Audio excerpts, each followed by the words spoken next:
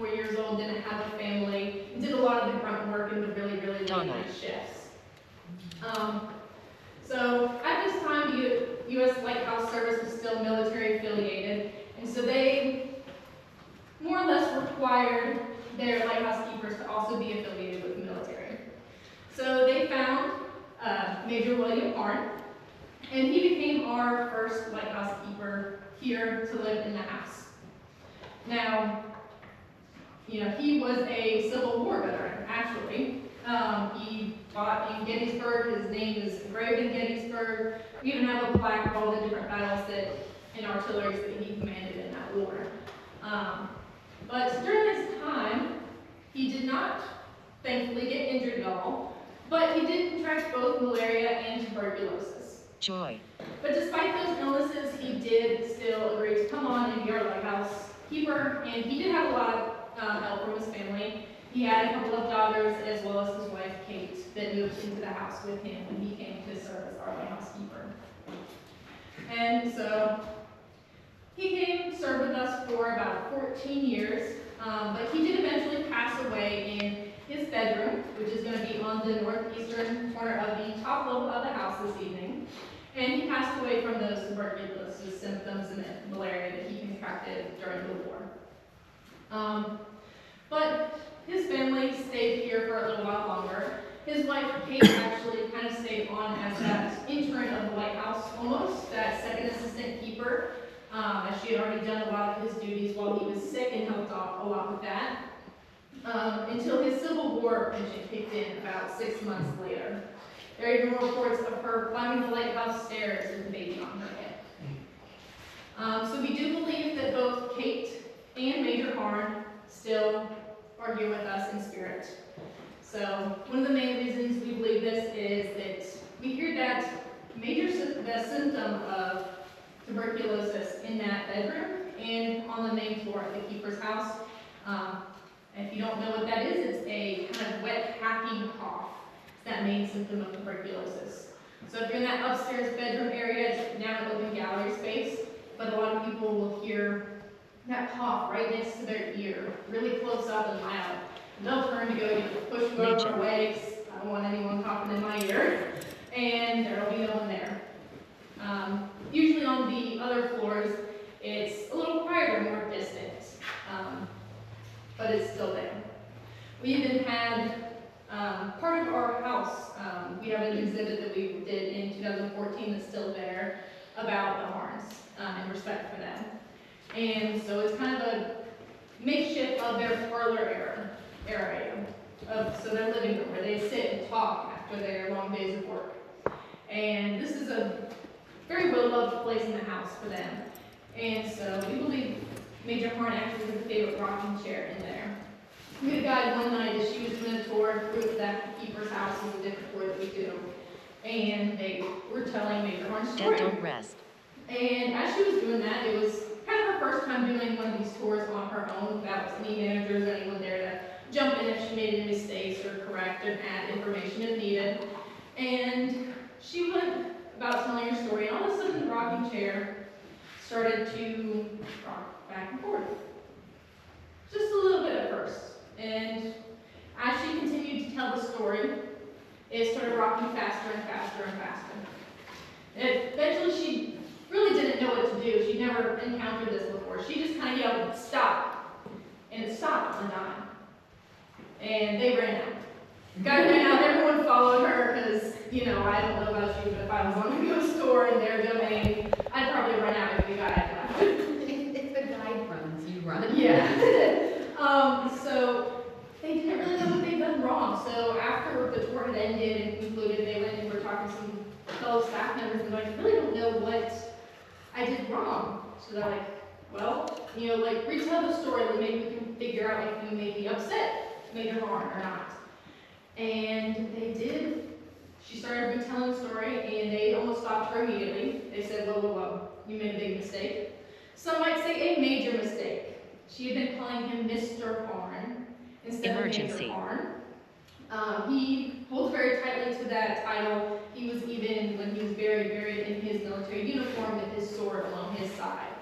So to give respect to his name and everything that he's done, we do prefer that you respect him and address him by major harm.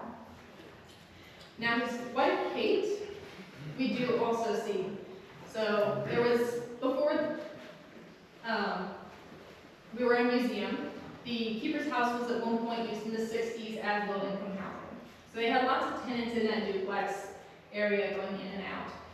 And when we were doing the museum, they kind of contacted a bunch of these people to say, like, hey, what was it like to live right next to the lighthouse? What was it like to have this giant nightlight in your backyard? Like, you know, tell us a little bit about that. And they're like, oh, it was wonderful, wonderful.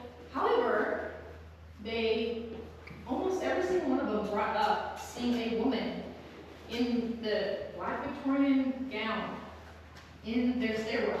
And when they, you know, come into their house and see her on the stairs, they ask, you know, can we help you?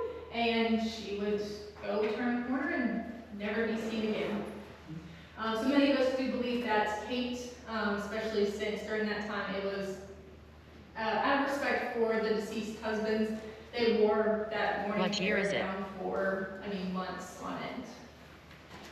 And so, not long after that, we got our longest serving lighthouse keeper here in 1901. His name was Peter Rasmussen, and he came to serve with us right around the time of, it was when tourism really started to boom in St. Augustine. Like Henry Flagler had just built his hotel that you can see is Flagler College today, and they had even started sending ferries of tourists over to the island here on Anastasia Island to come and view the lighthouse. So that became part of Peter's duties. So not only did he tend the light at night, but he also was tasked with giving these tours during the day. So they weren't only tours of the lighthouse, he also had to give tours of the keeper's house. So where he lived and where his wife lived, to guide them through their private quarters. So he wasn't particularly thrilled about that. And a few years went by, he wrote to the U.S. Lighthouse Service and he said, listen, like, over the few years that I've been here, the number of tourists have almost tripled, and this is a lot for me to handle. I was wondering if you'd be able to send me another We have eyes on you. lighthouse keeper assistant down here to just take on these tours and just focus on that so that I can focus on my duties as a keeper and tending the light. They eventually wrote back and said, you know, Peter, you're doing a really great job. Keep up the good work. Pat on the back. Gamble. We're not sending you anyone. Keep it up. He wasn't thrilled about that, but at that time, his wife, Lula, stepped up and decided to take over those tours for him. She had become quite the hostess around the island, and they were very well known for their clam bakes and crab boils and all that. They would host here at their house. So they were really well loved in the community. She'd been known as a good host. So she kind of took those over from him, and she gave him a few places that he could kind of go to relax and get away from the tourists, you know, when he was off not having to tend the lights and she was giving these tours and stuff. One of those main places was the basement of the lighthouse keeper's house. And that basement is kind of where we see Peter the most in the afterlife. It kind of became Is this his a ritual? man cave. So that's where he'd go to relax and to his favorite pastime, which was to smoke cherry-scented tobacco cigars. So that's where she went, or she sent him to go. And near the end of his time here, about 2 years before he left us, Lula did pass away. And he continued on with his business, but when he retired, he told the Lighthouse Service that it was just too hard for him to be here anymore, while, you know, still mourning his wife and the loss of his wife. And he said that he saw her everywhere. Clark. Especially in the keeper's house. He said he'd see her in the courtyard, he'd see her in every mirror he passed by even. And it was just too much for him to handle. So he eventually did retire and move out of town, and shortly did die a few years later, about 2 years later. But we do believe that he returned to us here at the lighthouse, mostly because he was looking for Lula, and we believe that her spirit might be here as well, specifically since he had been seeing her around the property while he was still alive. Like I said, that cherry tobacco smell is one of the main ways that we know that Peter is still here. It is very distinct. If you've never smelled it, it's nothing like campfire, it's nothing like cigarette smoke. We most often smell that in the basement where he would hang out during the day. And at the top of the lighthouse even, no matter the strength of the winds or anything. But Peter has taken quite a liking to the basement in the afterlife. So we even named one of the portions of the basement after him. We call it Peter's room a lot. And one night we had a tour in the keeper's house, and the guy decided to pull out these two random wooden chairs that we had in there. We just pulled them out in the middle of the room, had two guests sitting in them, a male and a woman. And she did this because we eventually found out that Peter has very different interactions with men and women. Peter is not so fond of the men. We're not particularly sure why. But it may be because of all the tourists and some of the ones that we've had here have antagonized him in the past. But if you guys are wearing a baseball cap tonight, or any hats or a hoodie, I do suggest maybe taking that off when you go into the basement. During the time that Peter was alive, it was considered disrespectful to wear those inside of someone's home. So Peter may just take that right off for you. He's been known to flip baseball caps off, pull off hoodies, all sorts of stuff like that. We even had a former NFL player turned WWE wrestler that came and did a private tour with us one night. And he was really, really set on getting a tour from Peter that evening, or an interaction with Peter that evening. So he basically went down to the basement and sat in one of those chairs. And Peter's become attached to these chairs. We're not really sure why. They don't really have anything related to him or that we know of. But he's taken a liking to him, so he went down there and sat in one of Peter's chairs. And nothing was really happening. So we like to call Peter a man of suspense. He doesn't really just do something right off the bat.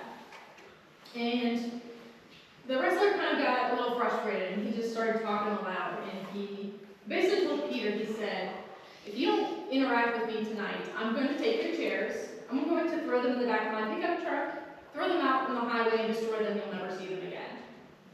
Peter was not happy with this, needless to say.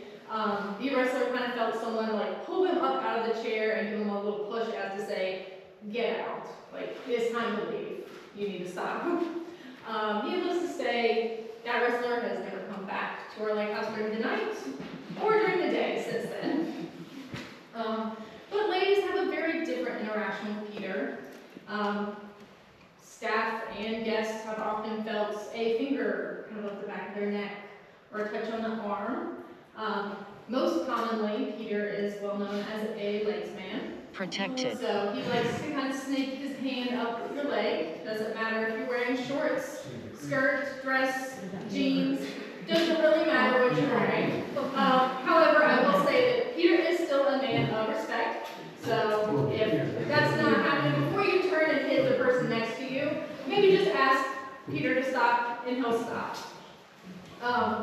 But he's kind of a ladies' man. We had one of my fellow staff members when we first started working here.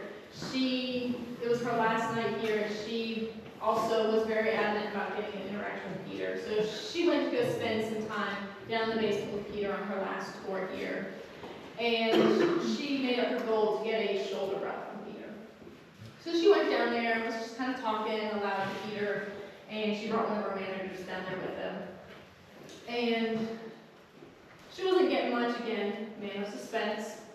And she just got this kind of sort of crazy idea, if you think about it, to start singing head, shoulders, knees, and toes with Peter, and asked him to kind of follow along as she sang. And nothing really happened at first, but after a few verses of it, they both eventually felt the pressure on their head, and the shoulders. And then my manager left. She said, I don't know if she felt her knees and toes, but she wasn't getting down there. But that staff member did take that as her shoulder rub from Peter before she left. Breath. So ladies, if you're looking for that, maybe just ask Peter. He might be more than happy to give you that shoulder rub if that's something you need. Anyways, so that's the stories of Major William Harding Peter Rasmussen. Before we release you to go explore the grounds on your own and investigate, I do have a few rules for the evening. Number one thing is we ask that you guys try and keep your voices at about a whisper. There are quite a few people on the property here tonight, and it can get rather loud, especially in the Lighthouse. It does echo. But more so, it's also for your guys' experience. The quieter it is in the keeper's house, out in the trails, and in the lighthouse, we have found that the more interaction you guys get. So try and keep your voices about a whisper for tonight. Your last time to climb the lighthouse is going to be at 10:15. After that, it'll still be open for you to join. There's evil the everywhere. observation deck won't be open up top for you, so you can't climb out there. So we just suggest that you climb first. And the stairs are graded, so we ask that you don't do any flash photography in there. It can be very disorienting and kind of blinding for anyone that's climbing during that time. And it is going to be dark. There are only a few lanterns to light your way there. So if you guys would like to use a flashlight, we just ask that you try and face that towards the wall on the inside. So again, you're not shining it down those stairs into other people's faces. Once again, these glow sticks are how we keep track of that you're on our tour tonight and that you're supposed to be here on the property. So just keep them around your neck. We do have a few spirits that do like to interact with those sometimes. So keep them around your neck. Don't kind of swing them around. They do have a tendency to kind of pop off and either hit someone or break in Keep the walking. mess. If you guys have rented the EMF meters for the night, you know that we have an ID to make sure we get those back so we can make that exchange. You'll need to find one of us staff members with the blue glow sticks tonight, and we can do that trade with the EMF meters and the IDs to make sure we get those out for tonight. And you guys do have until 11 o'clock tonight on the or I think it's 10:30. On the grounds. And but whenever you guys are ready to leave, again, you'll need to find one of us with the blue glow sticks to let you out for the evening. As the store has been shut down for the night, you won't be able to exit the way you came in. We'll have to let you out. So Are just you find ready? us. At least one of us should always be at the base of the lighthouse for the evening. And last thing is no jump scares. We try to keep our tour very authentic, and it can be dangerous here with all the lights off and in the dark. To be scaring other people in your group or in other groups. So if we hear of any instances of that, we do reserve the right to end your time here early and ask you to leave. So, that said, you guys are free to explore for the evening. Let's go upstairs.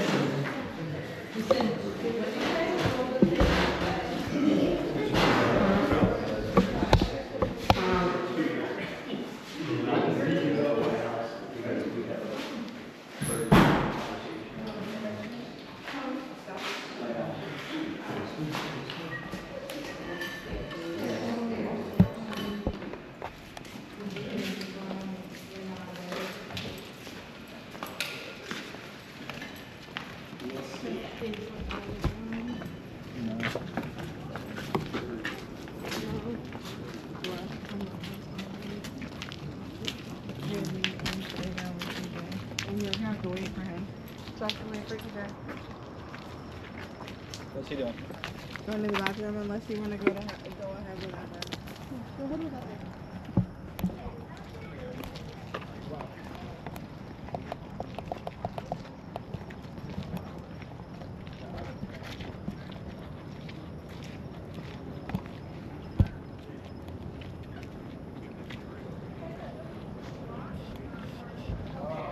I worked here. You work here?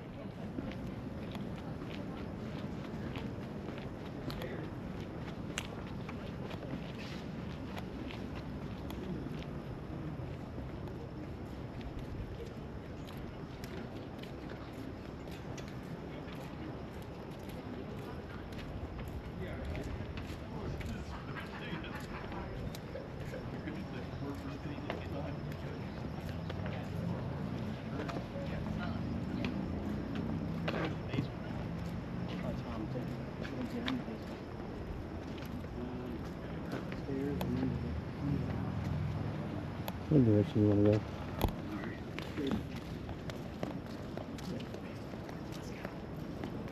Go in there first and then go in behind. You can do wherever. The basement really sounded intriguing for what she was describing. She's getting some good hits in there. Had to turn the volume down.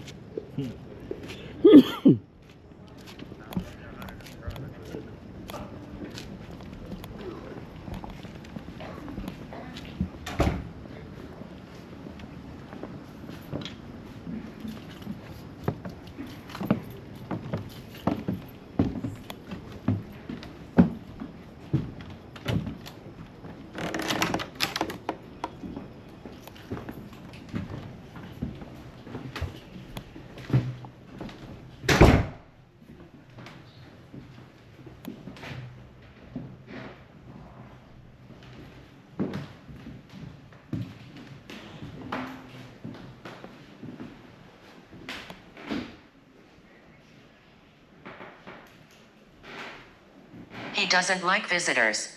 He doesn't like visitors, huh? Why is that?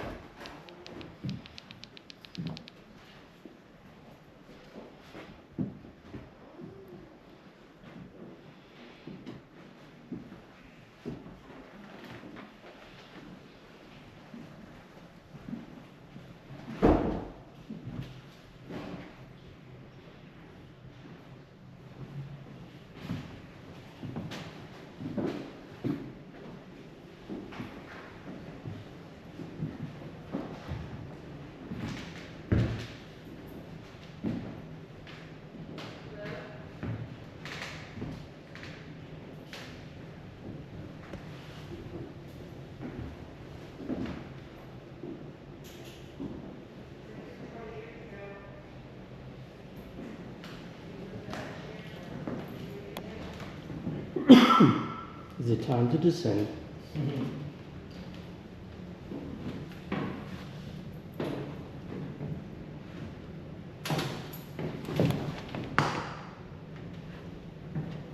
Take your time.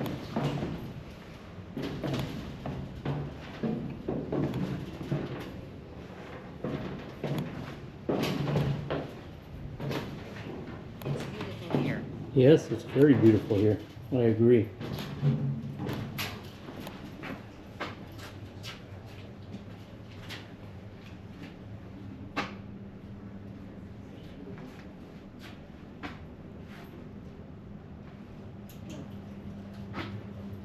It's a lot cooler down here too.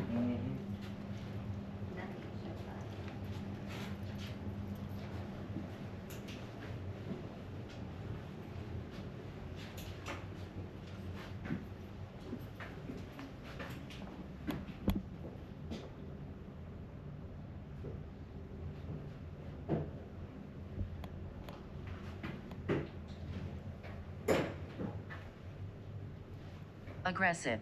Aggressive. Who is aggressive?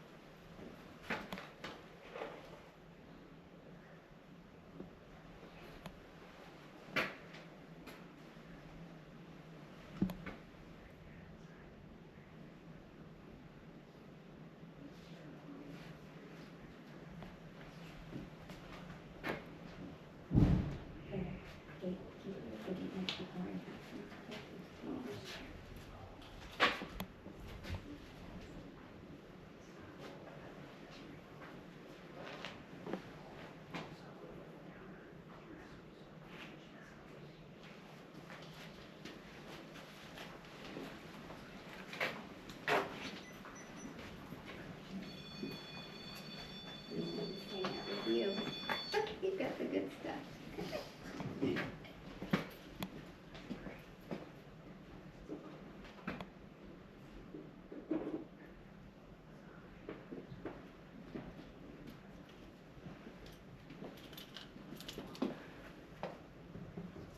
1970s. 1970s.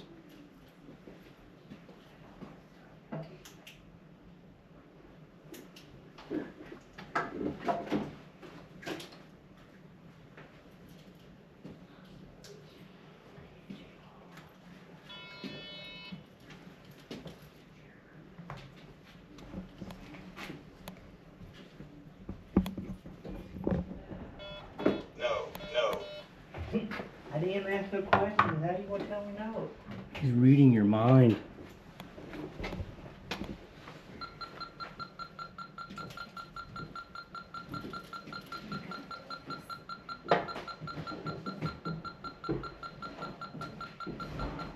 Yeah, let's stay.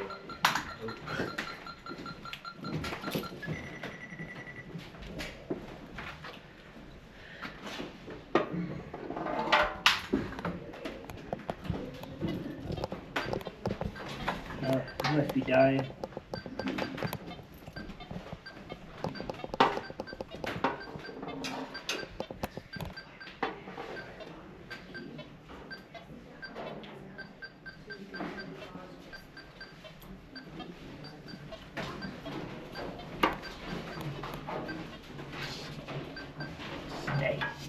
Stay.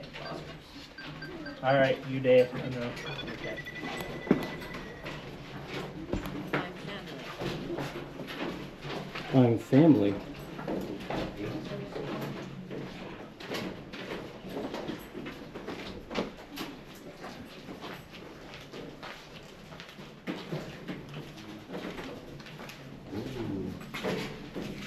Are we friends?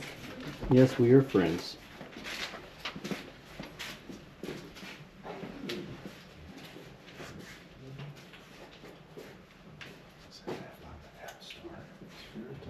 Mm-hmm. Yes. Thank you. Thanks. He's absolutely right. It's on the App Store. I can't remember if this was a free one or if it was like $5.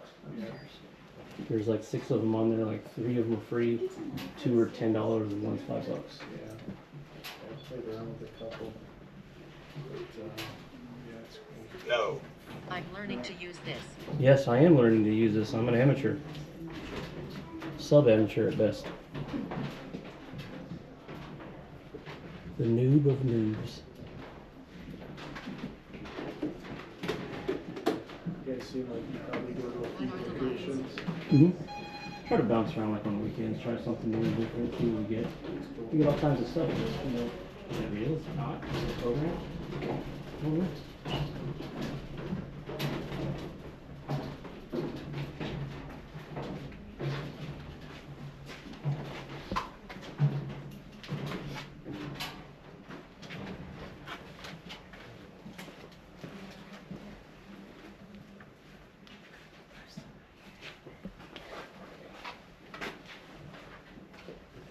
Yes. Yes, for what, sir? Got a few of those REM pods. What are those? That Little REM pods. one. Yeah, You said twice?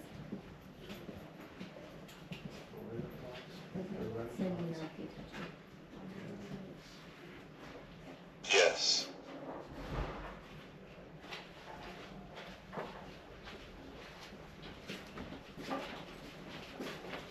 The lights are for my camera and these few devices that we have right now. Yes. Can you see them? Yes. Thank you. Yes. You're a yes man, aren't you? Hey, can you make that happen again?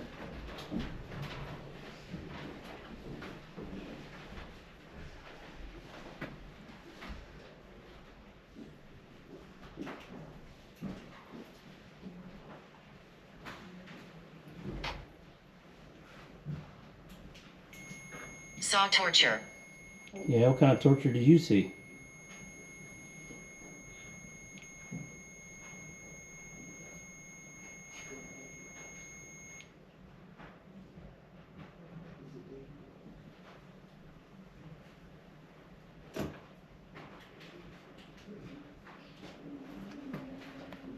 Alright, I got some devices out. You could touch, help us communicate with you. None of my devices would hurt you. My name is Chad, I come with respect. Just want to communicate with you. You touch any of my devices like I laid out.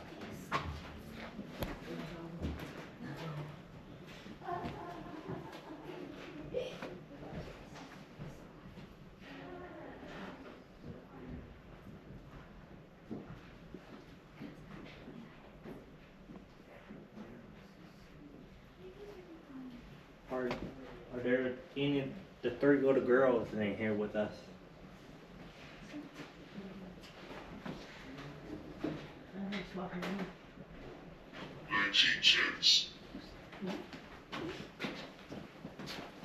1910. Yes, yes. Bob. Bob. Are you here, Bob? Can you show yourself?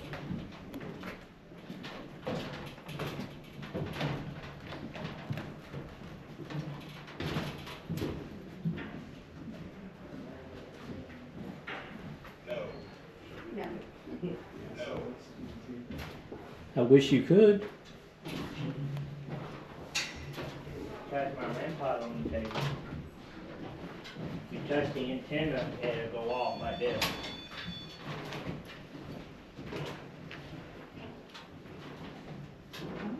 I got a device over there that does the same thing you could touch.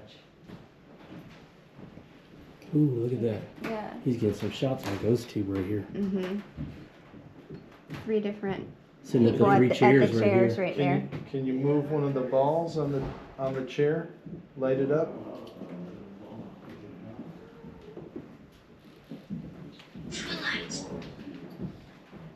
Or touch the antenna. The red antenna.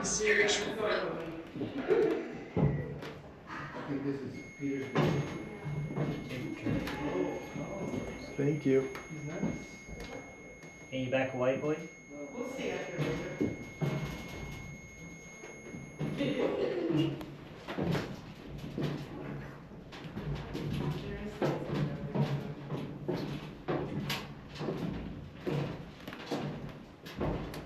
No, no, no, no. No, you don't want to touch it? You are heard. Thank you for listening. Can you touch any of the cat balls I got laid out? No. No? Okay, gotcha.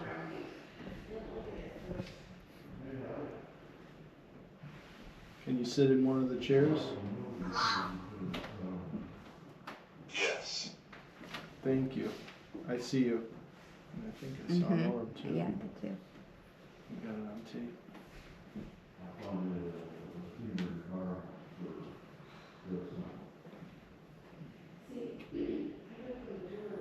Can you stand up next to the chair? Face. Are you right in front of my face?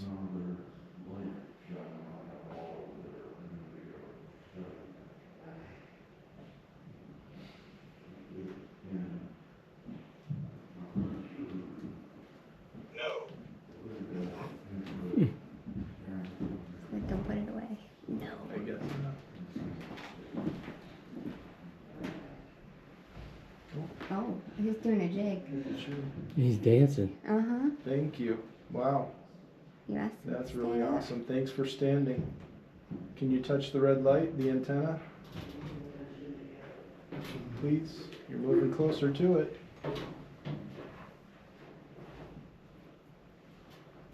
Getting closer.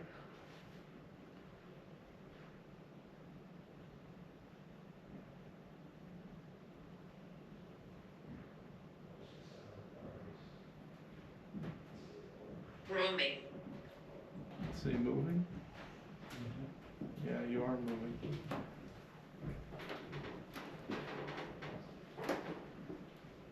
Comedy. Yeah, we could be funny. Have some devices on the other side of the room you can touch. Oh, there you are. Oh, just, you're He's moved standing by at the the chair on the light. right. No.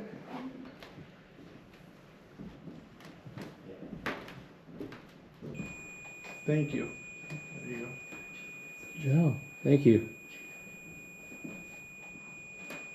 No, no, no. Can you back away? Thank you. And touch the antenna and make the pretty lights go off. Most of the action I get on ghost tube is over in that right chair. Mm-hmm. Yeah. No.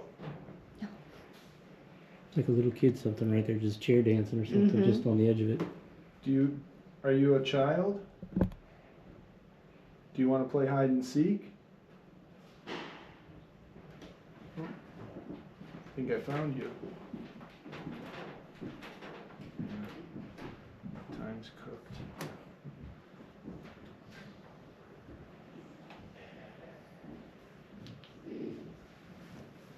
Is Paul in the back room back there?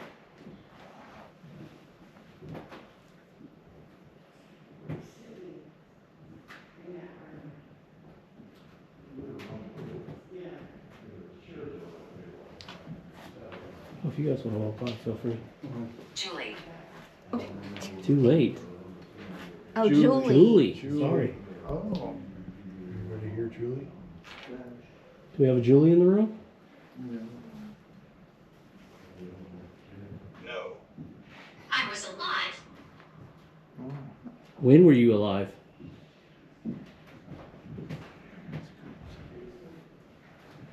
We have to find more. Yeah, you subscribe. It's a good.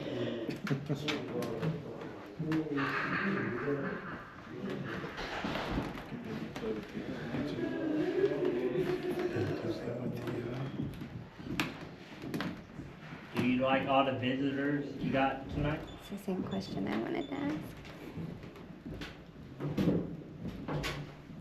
Come on, where's the no man?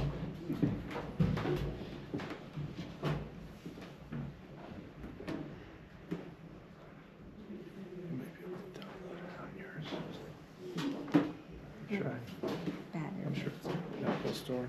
Goes to batteries. Mhm.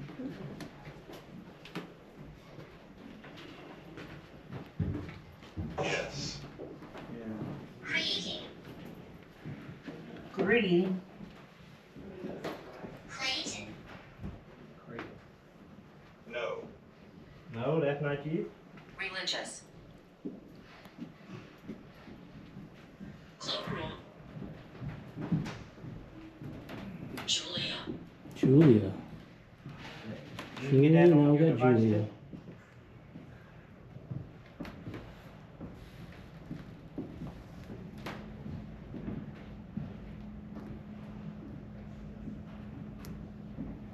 Touch this antenna like that.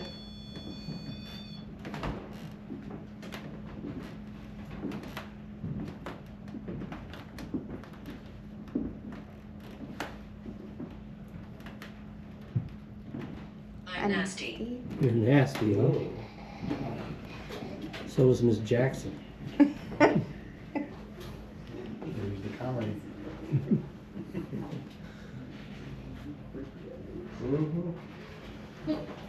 No.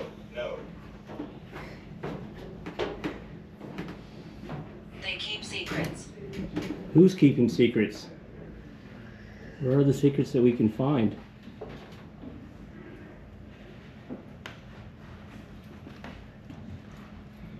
And my device over here going on? Your spirit talker's doing some stuff, but I'm not hearing anything.